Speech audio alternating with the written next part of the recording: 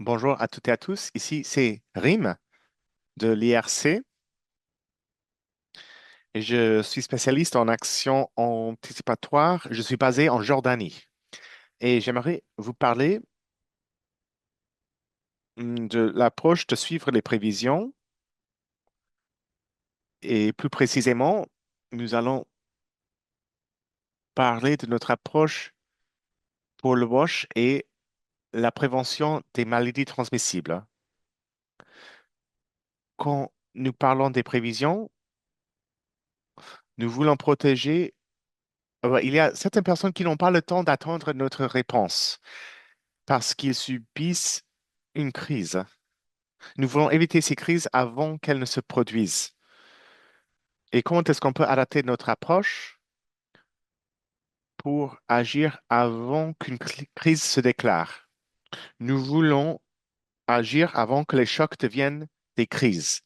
Nous ne disons pas que les actions anticipatoires vont remplacer les initiatives de préparation, non, mais on peut être préparé et agir avant qu'un choc devienne une crise. En général, dans le modèle d'action anticipatoire et dans le monde des actions humanitaires, nous attendons trop longtemps jusqu'à ce qu'il soit trop tard pour faire un travail d'action anticipatoire. Il faut attendre les données, il faut attendre les financements. Et voilà, la crise s'est déjà déclarée, c'est déjà empiré. Donc, nous essayons de changer cette mentalité pour passer à une mentalité d'identification de risques et d'alerte précoce. Et il faut aussi décider en avance quels sont les déclencheurs quand nous faisons notre travail d'action anticipatoire. Et c'est à ce moment-là que nous transformons les avertissements en action. Un autre élément clé est bien sûr la préparation. Il faut être préparé au niveau de notre équipe, au niveau de nos plans, pour agir avant que les besoins deviennent très graves. Nous voulons aussi agir avant que les gens subissent les impacts les plus graves des inondations. Une réponse tardive n'est pas, ne suffit pas. Donc, nous voulons prévoir et éviter pour sauver les vies et les modes de subsistance des populations locales. Voilà comment le modèle marche. Voilà notre approche. Vous pouvez voir sur sur ce graphique, on commence avec les investissements en résilience et en adaptation. C'est la première façon d'investir dans la préparation pour préparer nos systèmes, nos équipes et renforcer nos capacités. C'est à partir de cette préparation que nous pouvons agir rapidement et pour faire un travail d'action anticipatoire. À partir des prévisions de danger, nous identifions les indicateurs de danger et puis nous faisons une planification de contingence et c'est le moment clé où la prévision est transformée en processus de planification. C'est ici qu'on travaille avec le gouvernement, avec les équipes cliniques et avec les équipes du terrain pour passer de l'incertitude vers un plan clair. Et tout au long de ce processus, nous décidons où nous allons agir, qui est-ce qui va faire quoi, quelles sont les ressources dont on a besoin avant d'atteindre un niveau déclencheur. Une fois qu'on atteint un niveau déclencheur, nous passons à l'action. Nous sommes déjà préparés, nous avons déjà un plan de contingence établi et puis nous passons aux actions réelles. Une fois qu'on a atteint les niveaux déclencheurs chez l'IRC, nous nous préparons avec les transferts monétaires polyvalents et aussi les éléments de WASH, de la nutrition et de la santé au niveau ce sont des réponses sectorielles. Et puis, nous passons à la réponse humanitaire. Donc, à cette étape-là, l'action anticipatoire est au milieu. C'est le lien entre l'adaptation à la résilience et la crise elle-même. Cette préparation ne remplace rien, c'est plutôt un lien entre les différents éléments d'une réponse humanitaire. Je passe à la diapo suivante. Vous voyez les approches traditionnelles et notre approche d'action anticipatoire où nous suivons les prévisions. Normalement, il faut du temps il faut plus de temps de planification dans le modèle traditionnel, entre 12 et 18 mois pour se préparer, mais avec l'action anticipatoire, on n'a que 3 semaines pour mettre en place un plan de contingence. Voilà la raison pour laquelle il faut être préparé bien en avance et il faut aussi bien connaître la géographie cible. Normalement, il faut prédéfinir une zone pour une action anticipatoire. Une fois qu'on identifie un danger, on a on choisit la localité à partir de ce danger. Donc, c'est une approche scientifique pour sélectionner une zone cible et puis on passe directement et rapidement à une réponse. Et il faut que tout le monde soit d'accord par rapport au déclencheur. Au sein de l'IRC, nous utilisons la vulnérabilité comme déclencheur. Les dangers viennent compliquer les vulnérabilités existantes et nous utilisons les données de l'analyse économique des foyers et cela déclenche une réponse et nous passons à l'action précoce. Et je rends la parole à Daniel. Merci, Rima. Tout le monde, si vous pouvez me donner un pouce en l'air sur le bouton réaction, montrez-moi un pouce en l'air si vous avez jamais fait, si vous avez jamais participé à une action anticipatoire pour le wash. Montrez-moi. Ah, je vois beaucoup de personnes, beaucoup de pouces en l'air. Aujourd'hui, nous allons nous entraîner à préparer une action anticipatoire avec cette approche de suivre les prévisions en nous servant des données de Google Flood Hub. Et montrez-moi encore une fois le pouce en l'air si vous avez jamais, si vous avez fait le devoir et vous avez lu d'action anticipatoire pour le wash. Ah, très bien, très bien. OK, maintenant, nous allons nous entraîner. Ah, Daniel, vous êtes en sourdine. Ah, pardon, pardon. OK, nous allons faire un scénario. Donc, imaginez que vous êtes membre d'un cluster de wash dans la province de Tanganyika en RDC, où Gray nous montrait la carte. La carte Google Flood Hub indique des inondations significatives et le potentiel des crues dans une localité vulnérable dans votre district. Votre fond de suivre les prévisions vous indique qu'on a vu les prévisions et vous avez 250 000 $ comme ressource d'action anticipatoire. Et le cluster de WASH doit se rassembler pour faire une planification de contingence. Et votre groupe, dans la salle parallèle, vous allez concevoir une action anticipatoire pour le WASH. Votre groupe va travailler sur 4 éléments de ce plan de contingence. Tout d'abord, vous allez vous poser la question, quelles sont les données additionnelles dont on a besoin pour prendre une décision? Quelles données de vulnérabilité, on a besoin de quelles données de vulnérabilité et on a besoin de quelles autres données au-delà des prévisions de crues et d'inondations. Comment est-ce que vous allez cibler les populations et quelles sont les données dont vous aurez besoin? Deuxièmement, vous allez penser aux déclencheurs et aux seuils. Quels sont les déclencheurs que vous allez utiliser pour activer vos actions de wash? Quels sont les seuils qu'il faut atteindre pour activer les actions de wash et pourquoi? Troisièmement, il faut réfléchir aux actions que vous allez prendre et comment est-ce que vous allez les prioriser, ces actions. Et quatrièmement, quels sont les obstacles que vous pouvez prévoir qui empêcheraient une analyse intégrée et une planification collaborative rapide et comment est-ce que vous pouvez éliminer ces obstacles en temps réel tout en sachant qu'il y a une inondation, une crue qui s'annonce. Vous aurez 20 minutes pour cet exercice dans vos salles parallèles. Pendant ces 20 minutes, l'animateur va travailler avec vous, mais on vous demande de prendre en compte quelques éléments clés. Dans l'approche, suivre les prévisions, il faut travailler rapidement. Le temps est limité. La crue s'annonce. Il faut penser avec soin à l'analyse des données. Vous avez besoin de quelles données, combien de données, quel est le niveau de données suffisant pour prendre des actions. Quelles sont les actions qu'on peut mettre en œuvre rapidement, dans 2, 3 semaines seulement? De la prévision d'un danger d'inondation. Aussi, quel est l'impact? Il faut penser aux localités géographiques spécifiques, les populations à risque. Vous n'avez que 250 000 $.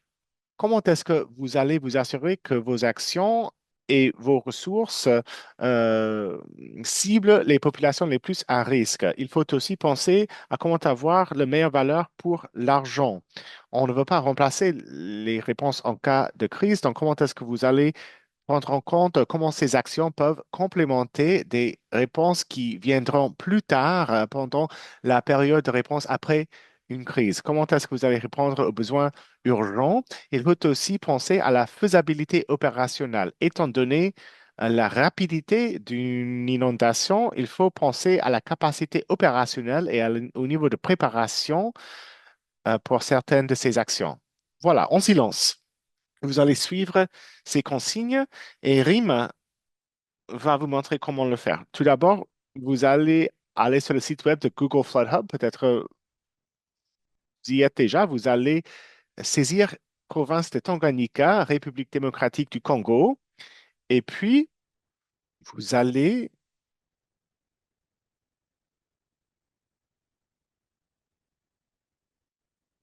Ah, pardon, j'ai oublié le mot.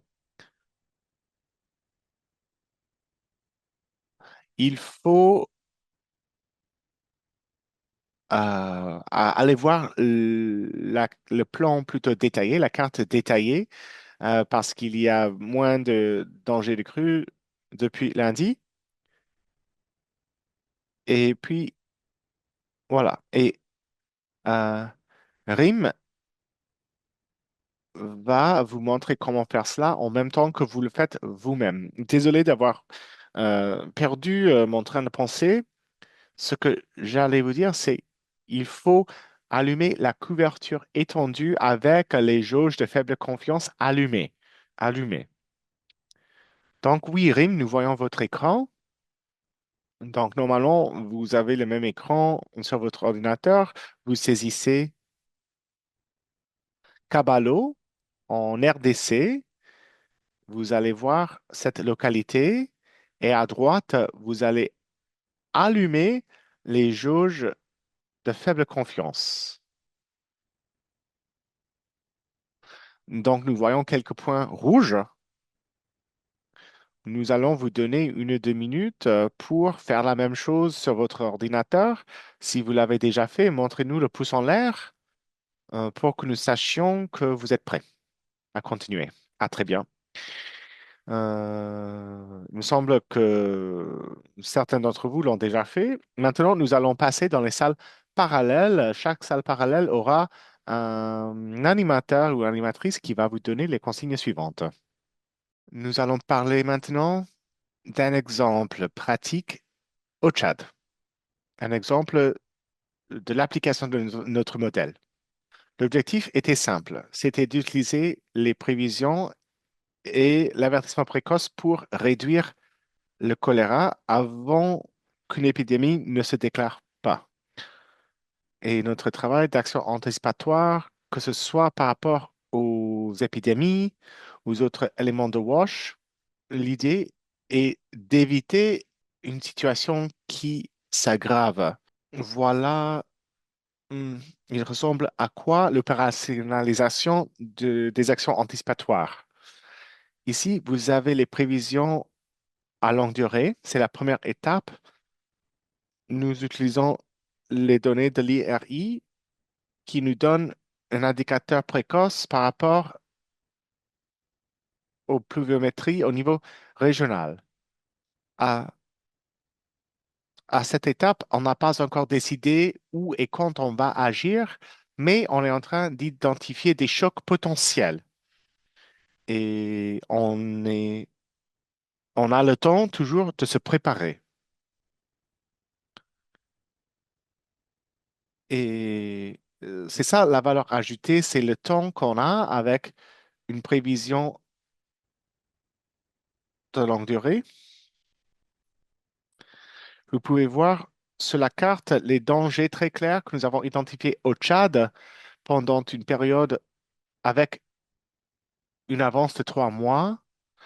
On a pu prévoir les pluies exceptionnelles entre juillet et septembre. Cela nous a indiqué que les inondations, les crues étaient probables.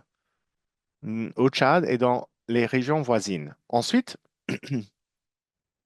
nous avons passé aux prévisions de court terme pour déterminer où on va faire notre analyse et pour rendre cette analyse plus pratique. Donc, on passe d'un risque régional à une localité plutôt ciblée.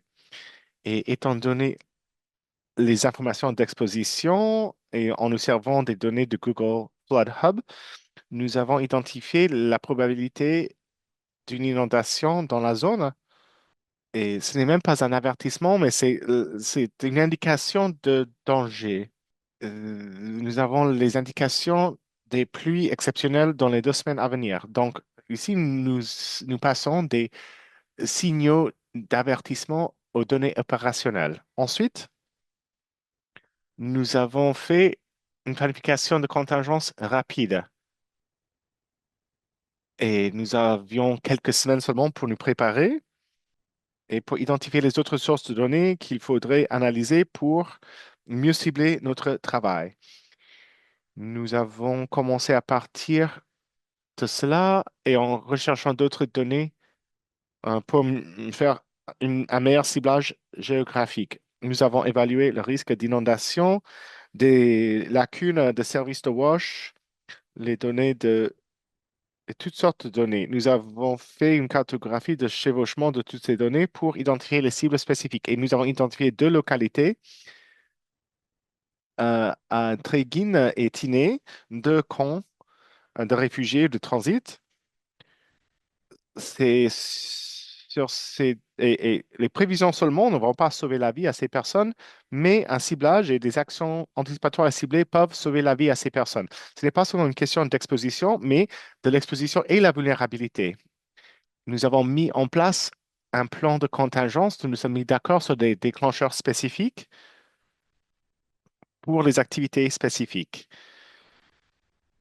Nous avons différencié entre les activités molles et dures et les déclencheurs mous et durs. Et vous voyez pour les indicateurs spécifiques, par rapport au cas de choléra, dans le camp ou pas loin du camp, et aussi les lacunes de wash et aussi les alertes d'inondation de Google Flood Hub.